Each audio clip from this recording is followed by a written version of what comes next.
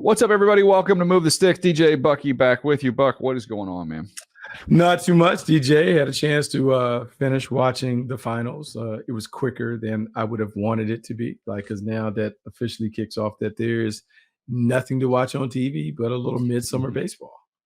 Yeah, and the Padres stink. So it's like I challenge the Padres every year. Just get me to the football season. Like, stay in it. And they've lost a million games in a row. So now I'm like, the finals are over. Football season feels kind of far off, and now my baseball team I follow is not very good. So you know what that means? It's time to go on vacation. That's what that means, Buck. That's what. Well, it either means it's time to go on vacation, or it's time for you to send random texts about the Dodgers losing and take pity in your. I do. I transition. I do the natural transition from pro Padres to anti Dodgers. That's how my fandom usually goes during this time of the year. But what was your takeaway, by the way, with the Celtics winning that thing? Anything we can learn and carry over to football?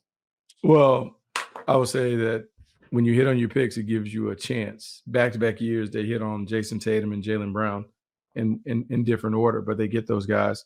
And then I would say Brad Stevens doing something that I think is a very difficult transition, to go from being a guy that is the coach on the floor to being the front office executives. It requires you to think about the game in a different way.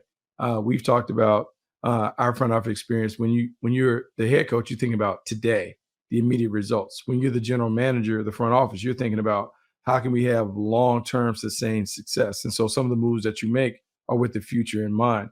Brad Stevens has been able to transition from being a really good coach in the NBA to being a really good executive, a championship level executive. And I think that's something that's difficult. And I don't know if he gets enough credit for being able to change his vision and how he evaluated putting the pieces of the puzzle to allow your team to be good today while also being set for success tomorrow. Yeah, I think it's a little bit of it's an interesting example of someone who can impact the game as a head coach. There's only so much you can do as a head coach. Like, it's a Jimmy's and Joe's league in the NBA. Like, you got to have guys. If you don't have guys, you can be the best X's and O's, the best technician. You can draw up every play you want. If you don't have the guys, it doesn't really matter. So he was as good a reputation-wise as anybody as a coach. But I think he, and I know there's probably other reasons for it, but he can impact their success more as a general manager than he can as a coach. I think whoever constructs a roster in the NBA is way more impactful than whoever's just coaching on the sideline. That's take nothing away from Joe Mazzulla. He's a phenomenal coach, and he's in game. He does a great job. You can tell he's got those guys all dialed in. But I think the impact can be made more from the front office and roster construction than in terms of coaching the team on a daily basis. Yeah, and I'll say this. They are also a team that is forward thinking in terms of the way that they play, really being analytical driven. The number of 3-pointers you talk about shooting them in volume. And the way that, look, DJ, we saw when they're hitting, they get you out their arena. They blow you out by a ton. And then the days that they're off, they're not. But not only saying that we're going to follow this analytical plan, but we're going to draft and acquire the pieces that work for that approach. We've seen analytics kind of infiltrate the NFL, but not to the degree that it has in basketball and even in baseball. But it's a unique strategy, it's a unique approach. But the Celtics kind of operate like baseball has operated for the last decade, where the decisions are really made up top, and the head coach is really almost like a middle manager that is just kind of watching the pieces kind of play out. And that's not being disrespectful to Joe Mazzulla, but that's kind of how they operate. I also was thinking of, in the NFL, you have teams will say, oh, this is an explosive offense, but they got to cover up for their defense. They're going to find themselves in shootouts. Or this is a dominant defense, but, they're not going to score many points. Like, the Celtics are a complete team from the standpoint they're dynamic and explosive. You talked about hitting threes, doing all that stuff offensively. But then defensively, they smother you 1 through 5, and everybody they bring in there, they'll get into you. So I thought that was kind of an interesting combination. Remind me a little bit of the Chiefs, the high-flying offense Chiefs, and all of a sudden now they have this smothering defense to complement it. I think back, going back in the day to those, you saw it, with those Packer teams, kind of the Brett Favre era Packers. They could be dynamic offensively, but then they could smother you defensively. That was the same with the Cowboys during the 90s. The 49ers, you think about Jerry Rice and Joe Montana and all that stuff, but then you've got Charles Haley, Ronnie Lott, and all those guys on the other side. So I think they are a complete team. And the other thing that stood out to me from a roster building standpoint, we mentioned this before. One of my buddies, Ricky Olczyk, who's an executive in the NHL, we were talking one time about trade deadline and how do they approach that in hockey versus maybe how we look at it in other sports. Mhm. And he said, if you look at the championship hockey teams, for the most part, at the trade deadline, they add somebody with championship experience that is an unselfish glue player. And I'm sitting there watching the Celtics, and I don't follow it as closely as you do, Buck, but I'm watching Holiday, and I'm like, okay, they brought in a guy who's won a championship, who's completely unselfish, and who is, I mean, he plays with 100% effort at all times. And it's not only that, DJ. So we talk about analytics and scouting or whatever. You just look at his length and just how many problems it can cause just by being able to really play man to man and do those things. And I saw on a podcast, because someone was with him in Philadelphia, it might have been Andre Iguodala and Evan Turner, their podcast. They were talking about how they were just saying, man, if he could ever learn how to use his length and just challenge people to keep him in front.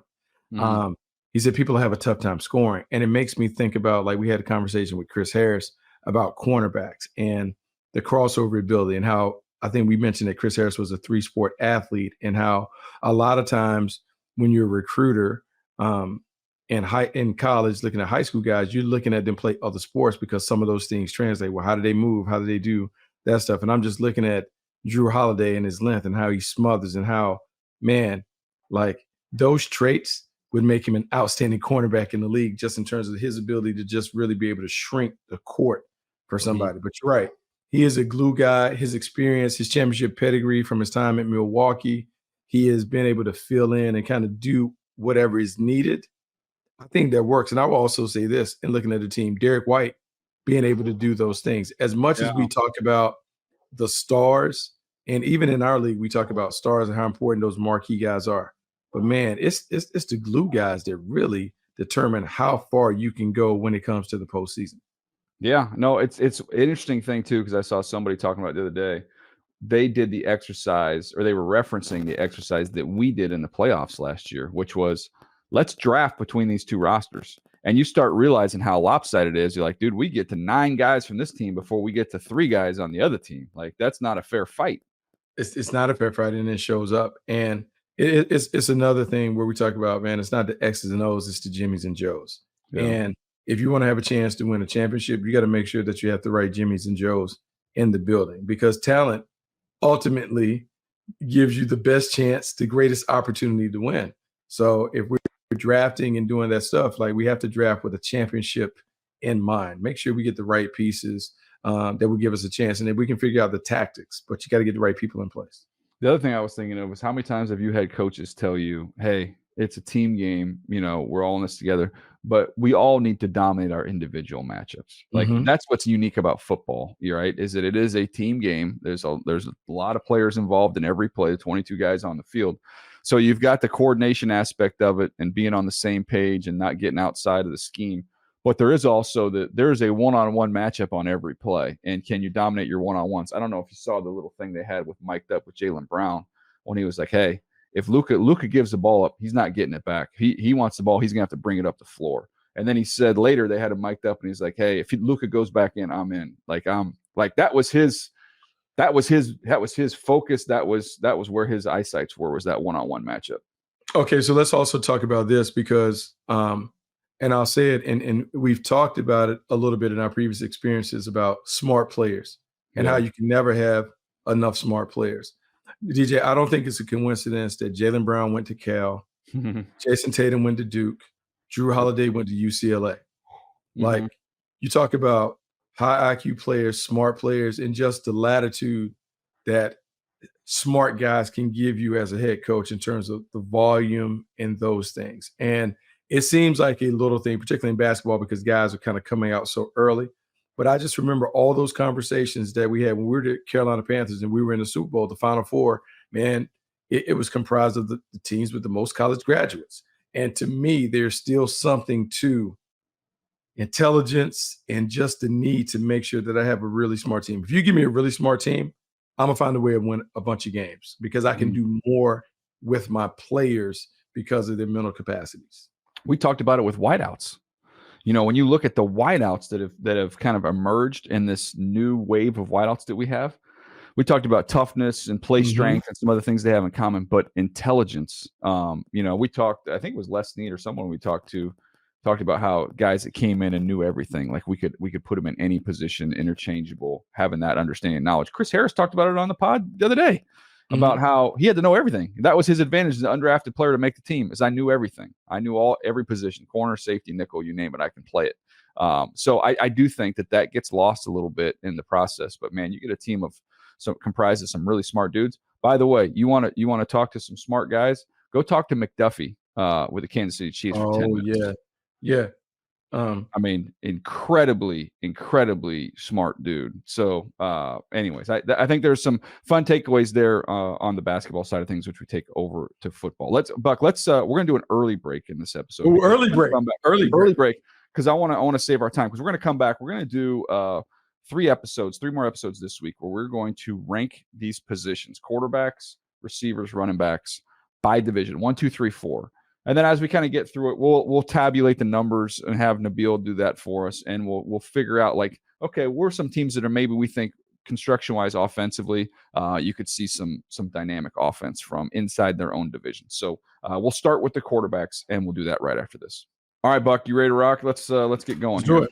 Let's start with let's start in the AFC, and let's start in the AFC East.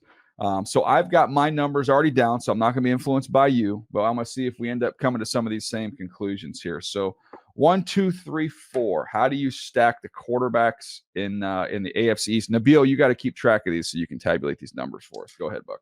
Okay, 1, 2, 3, 4. The way that I tally them, I have Josh Allen, Tua, Aaron Rodgers, and then Jacoby Brissett. Okay, so I thought that I was going to be alone. I thought that you would put Aaron Rodgers at 2. I did the exact same thing you did.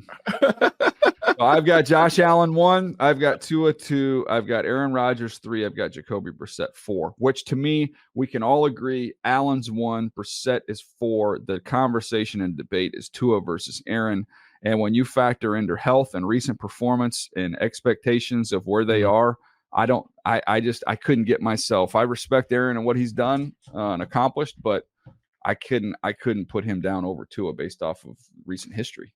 Yeah, it's hard. I mean, you'd be given a lifetime achievement award. I mean, Tua's numbers are what they are, and his production and performance on the field certainly merits him being in that conversation. Is he an all-timer? Is he a top 5 quarterback in this league? I would say no, but it's hard to dispute what he's been able to do with the weapons around him and in the offense that Mike McDaniels has. Like, so you have to give him his flowers. Yeah, I think that the 1 and 4 were pretty self-explanatory there. I don't think there was any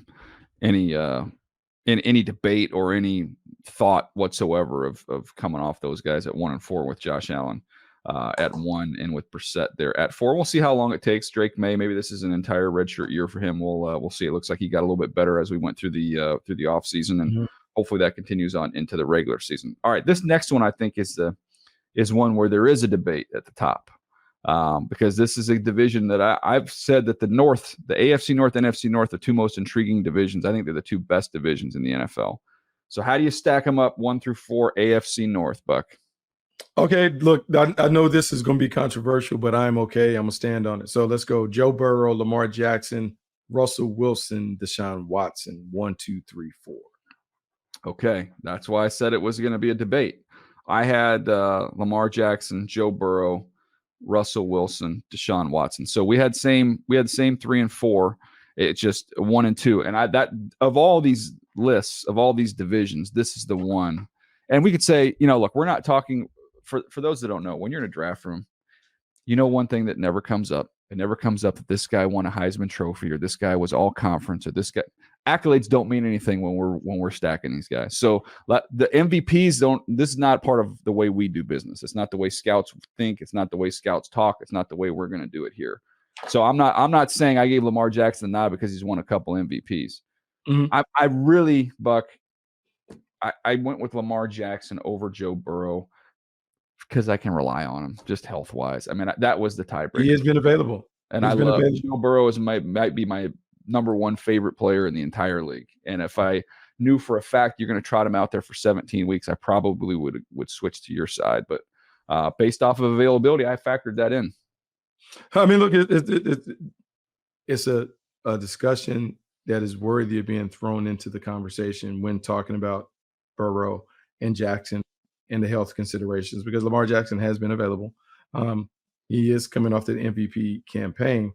The thing that does it for me when it comes to Joe Burrow, I would say in a one-game scenario, I am more comfortable with Joe Burrow as my QB1 in terms of style of play and how we're going to get it done. Throwing it on the perimeter, the way he takes his game up another notch, the way that he's performed routinely in the postseason. I've seen Joe Burrow take his team to a Super Bowl. I've yet to see that from Lamar Jackson. So to me, the nod came in the postseason performance and the postseason pedigree. That's how I separated 1 and 2 in the AFC North. Yeah, I mean, again, I would, if we were just talking about being out there and running them out there every single week, I probably would join you. Now, I gotta be honest and be fair here, because I'm basing that off of last year and the 2 previous years. Lamar Jackson played 12 games, missed a playoff game. So he hasn't been an Iron Man from that standpoint. But just based off of the recent history in my mind from last year to this year, that's why I lean the way I lean. So here's the funny thing, because like we'll talk about those two guys, and I think they're a bunch of good points. DJ, I don't know if I had on the bingo card that you and I would both rank Russell Wilson over Deshaun Watson. Yeah. Just given the conversation that has been around Russell Wilson gets cut or let go in the offseason. Has to look around and find one guy's playing for $1 million this year, and the other guy's playing for a lot more than $1 million this year. Right, and yet here we are saying that Russell Wilson is ahead of Deshaun Watson. It just kind of shows how far, I would say, the shine has come off Deshaun Watson. But then when you look at the numbers, DJ, he's played 12 games for the Browns. He's completed less than 60% of his passes, and at 14-9 touchdown to interception ratio. That's significant. I just find it surprising that we have maybe the top paid quarterback, Deshaun Watson, sitting at the bottom of the list. Yeah, it's interesting because you factor in the age, right? But I just feel more confident that if Russell Wilson at his peak was an A, right? I feel more confident that Russell Wilson can get back to being a B+ player. Whereas I'm not as confident that Deshaun Watson can get anywhere close to his A game. He doesn't resemble himself. It doesn't look anything like what he looked like when he was at his apex. So that's why, and I like the fit there actually. Like I know people are all over Arthur Smith. By the way, how can you have it both ways? How can you say that the Atlanta Falcons have never had a quarterback, and then say that Arthur Smith was deplorable as a play caller and a terrible? Like, I don't understand how those you can have one of those opinions. I don't know that you can adopt both. No, you can't. You can't adopt both. It is interesting what that conversation is, because the disdain for Russell Wilson, the questions around Arthur Smith, to me, I think it's a match made in heaven. And I just go back to what Arthur Smith was able to do with Ryan Tannehill. Maybe that's why I'm so optimistic that Russell Wilson's going to bounce back. Yeah, I'm with you on that one. Okay, let's go AFC South. How do you go 1, 2, 3, 4? I think we're gonna be in lockstep on this one. I feel maybe I get CJ Stroud, Trevor Lawrence, Anthony Richardson, Will Levis. And when it comes down to it, the way CJ Stroud played last year, look, he was terrific. Trevor Lawrence had some bumps in the road, particularly after injury. So that's why I had them 1 and 2. And then Richardson and Levis, to me, I mean, Richardson only played 4 games. Levis was up and down. I just kind of went on the talent separating 3 and 4. But at the top, look, CJ Stroud outplayed Trevor Lawrence last year. That's why I want to make sure I get his flowers. Yeah, I had the exact same order. I would say I'm hopeful that Trevor Lawrence healthy, that he closes that gap, and that ends up being the next great quarterback battle in the league. Because these guys are going to be in these spots for a very long time. And then you get more of the raw players with Anthony Richardson, Will Levis, whichever side you come down on that.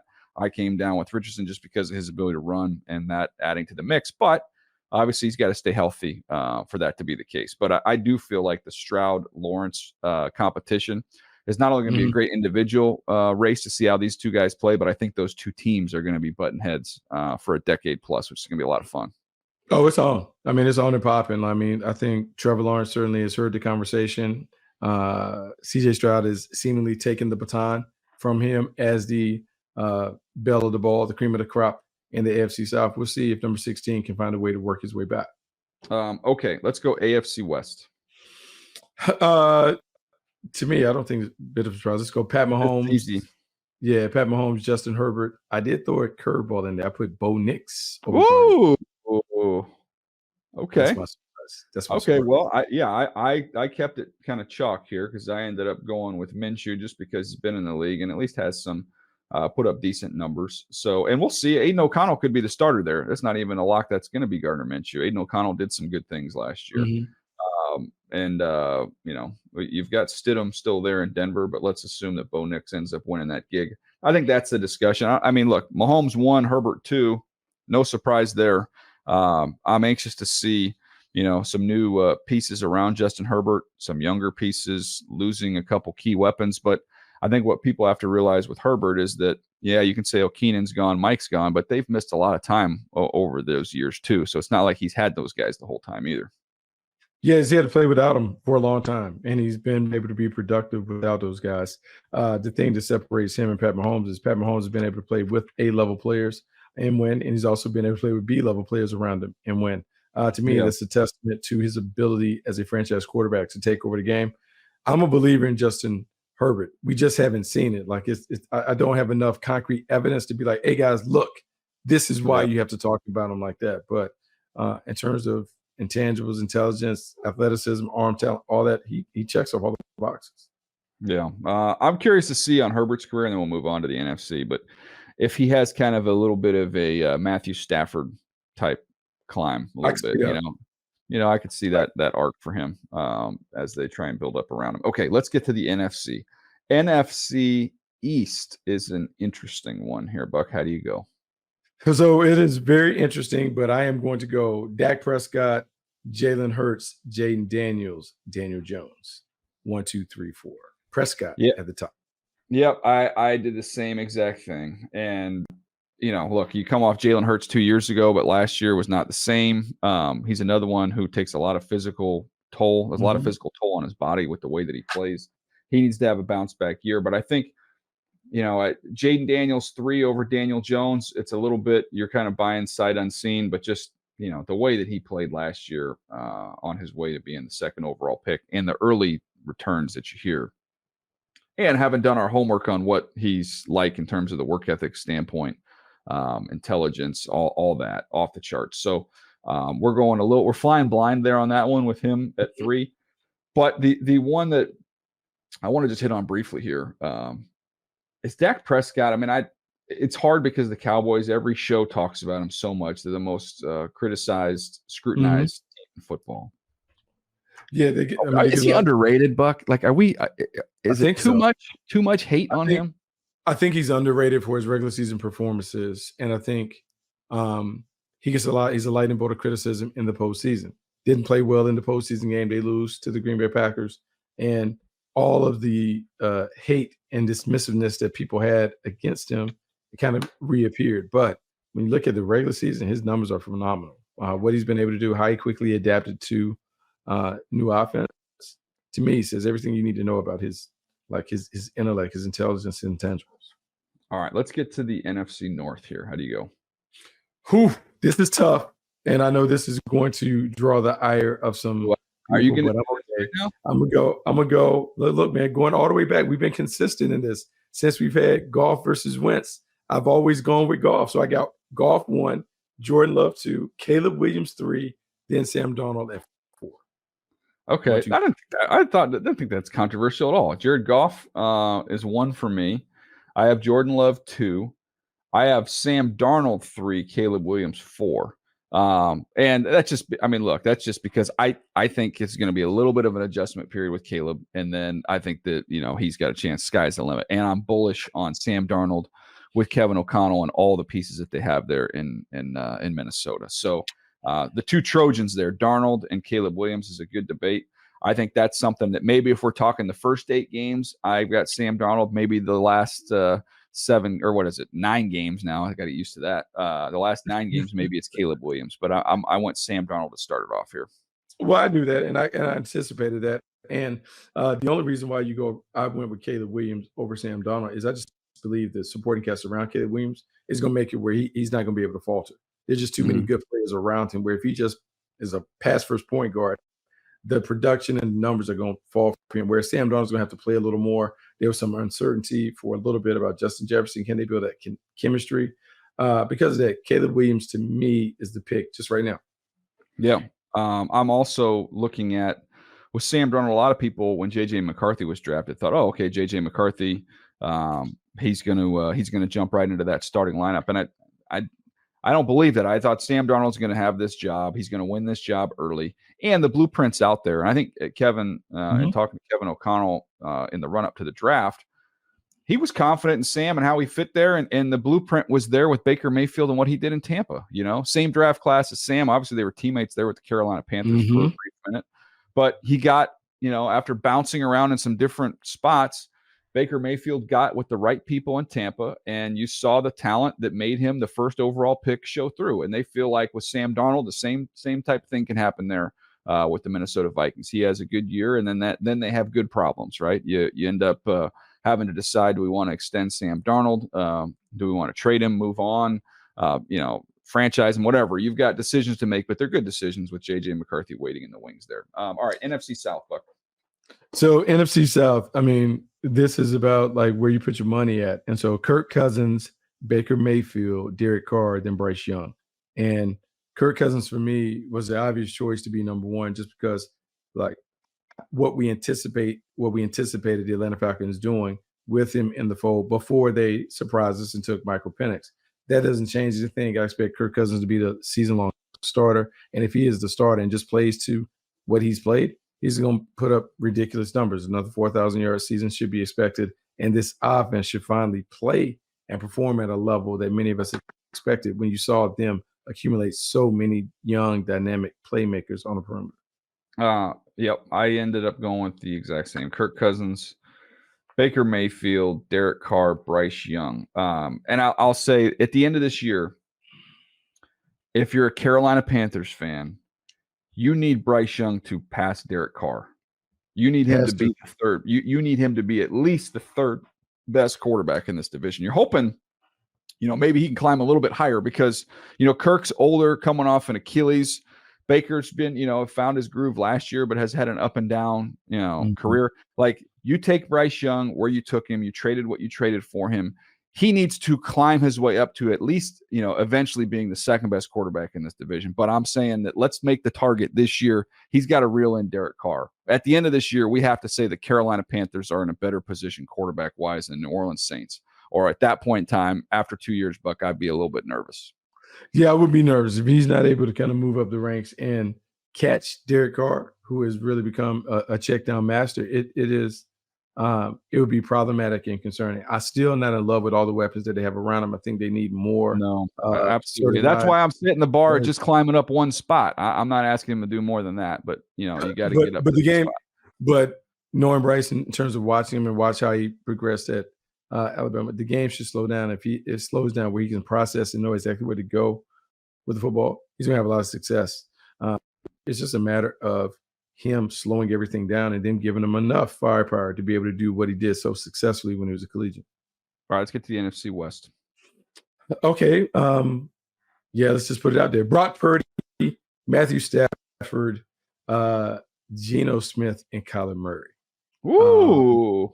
That has a little more probably bite and controversy towards it, but I'm okay. Brock Purdy, I'm going to say this. Brock Purdy, because of the way that he entered the league, and even in watching him at the East-West Shrine, I just didn't know what he was going to be down the line. Goes to the right situation, right spot, and really displays all the characteristics and the tangibles that make you fall in love with quarterbacks.